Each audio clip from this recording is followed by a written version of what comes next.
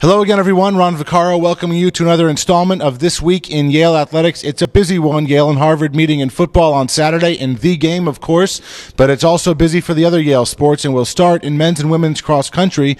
They were both at the NCAA Northeast Regionals last weekend. The men were 9th, the women were 15th, and both teams are now off until the spring. The Yale football team did drop a tough one at Princeton, 24-17 last Saturday, but if the team has shown one thing all season long, it's that they are a resilient group, and I expect nothing less on Saturday when they kick it off against Harvard in the 126th renewal of the game. Also an exciting day on Saturday because the Kennedy Center and Jensen Plaza officially open.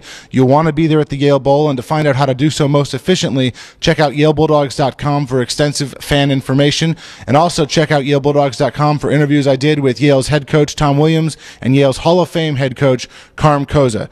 WELI will have Carm Koza and myself calling all the action with a special pregame at 11:45 for the noon kickoff. Both of Yale's sailing teams finished the season number 1 in the country. Last weekend at the Atlantic Coast Championship, the co-eds were 4th and the women were 3rd. They're now both off until the spring.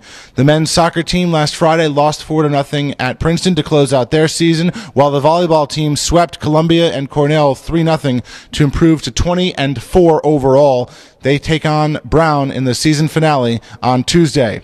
Turning to winter sports, the men's basketball team began its season Friday night at the Connecticut Six Classic at Harbor Yard with a 92-86 loss to Sacred Heart. Up next for them, they played at the preseason NIT against Hofstra in Storrs on Monday night. The women's basketball team opened its season in style last Friday night, rallying from a 16-0 deficit to beat Holy Cross 66-60 in the regular season opener.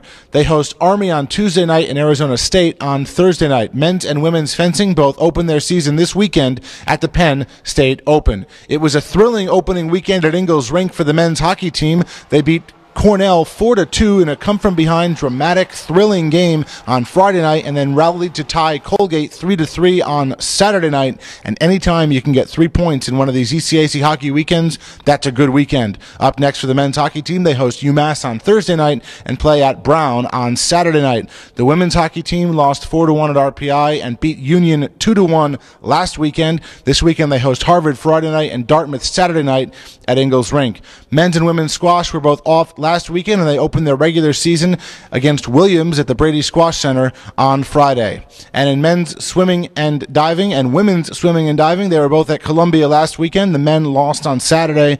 The women won on Friday. They're both at BU's Terrier Invitational this weekend.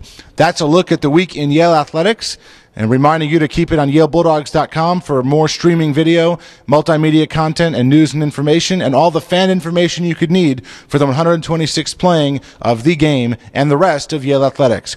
Go Bulldogs!